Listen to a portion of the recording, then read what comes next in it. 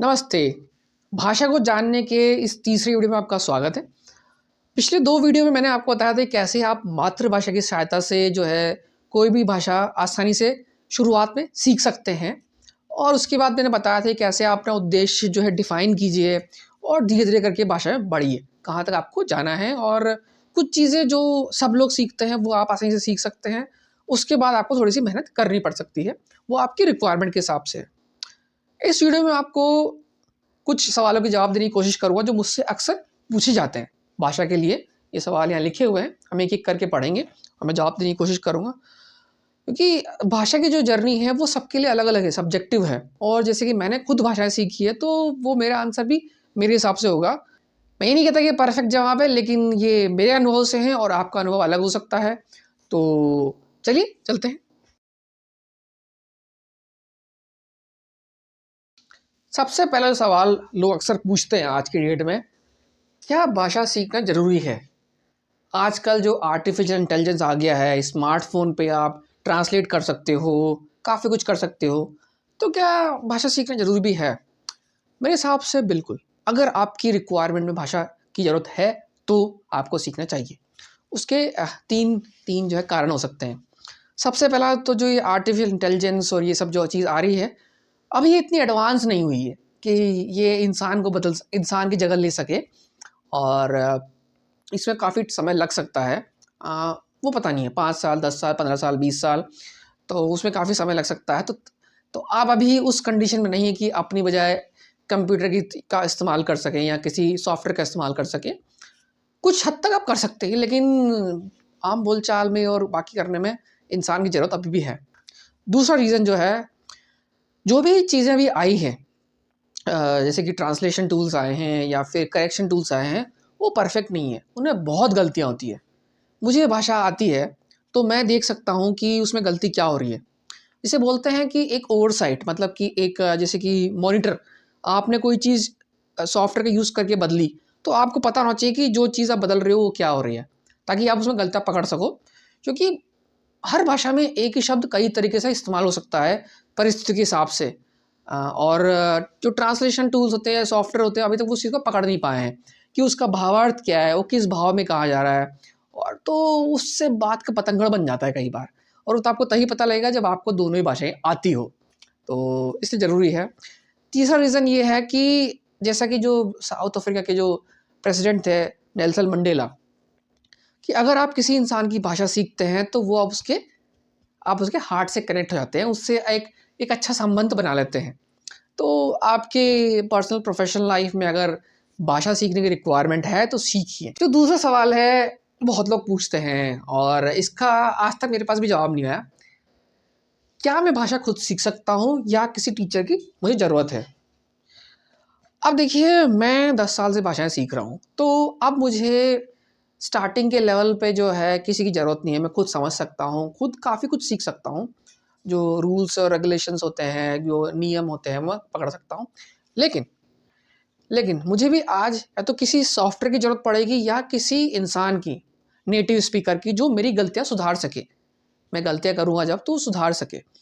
तो एक ओवरसाइट की ज़रूरत पड़ेगी, कोई ना कोई जो आपकी चीज़ों को सुधारे, जिससे कि आप बातचीत क्या कर सकें, अभ्यास कर सकें, प्रैक्टिस कर सकें, बोल सकें।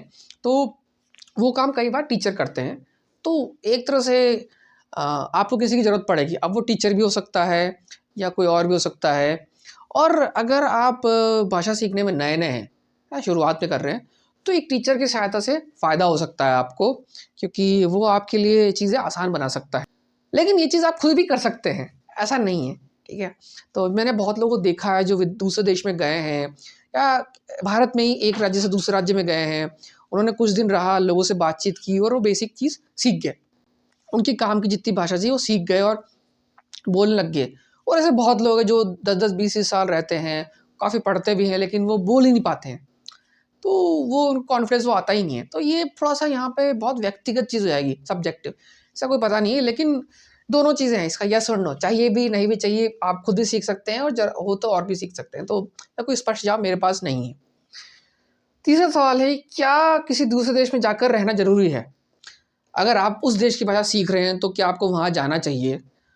देखिए, अगर आपको जाना है तो जाइए, ठीक है? आप अच्छा रहेगा कि उस देश में जाएँगे तो उसका जो माहौल मिलेगा तो सब सीख सकते हैं। लेकिन आप उसके बगैर भी सीख सकते हैं।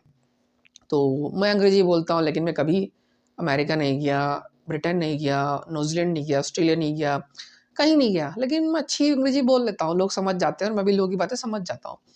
तो इसलिए तो कोई ज़रूरत नहीं है, आजकल इंटरनेट के आने से आप स्काइप का यूज़ कर सकते हैं, लोगों से बात कर सकते हैं दुनिया भर में और मूवीज़ देख के अपनी भाषा बढ़ा सकते हैं या ज़ूम कॉल में प्रैक्टिस कर सकते हैं। बहुत सारे संसाधन आ गए हैं, तरीके आ गए हैं। तो आपको घर बैठे ही बहुत कुछ मिल सकता है, ज़रूरत नहीं जाने की। अब चौथा सवाल लोग पूछते हैं, जो कि बहुत ज़रूरी होता है बहुत लोगों के लिए, कितना ऐसा समय और मेहनत लगेगी? भाई इसका कोई जवाब नहीं है। इसका कोई जवाब नहीं है क्योंकि मैंने आपको पहले वीडियो में बताया कि कुछ लोग हफ्ते भर में सीख जाते हैं बहुत सारी चीज़ें, कुछ लोग 2 हफ्ते में सीखते हैं, कुछ लोग 2-2 साल लगा देते हैं चीज़ों को। कुछ लोग खुद से सीख जाते हैं, ठीक है? और कुछ लोग टीचर के पढ़ाने के बाद भी नहीं सीख पाते हैं। तो ये बहुत मुश्किल सा सवाल है कहना कि कितना समय और मेहनत लगेगी।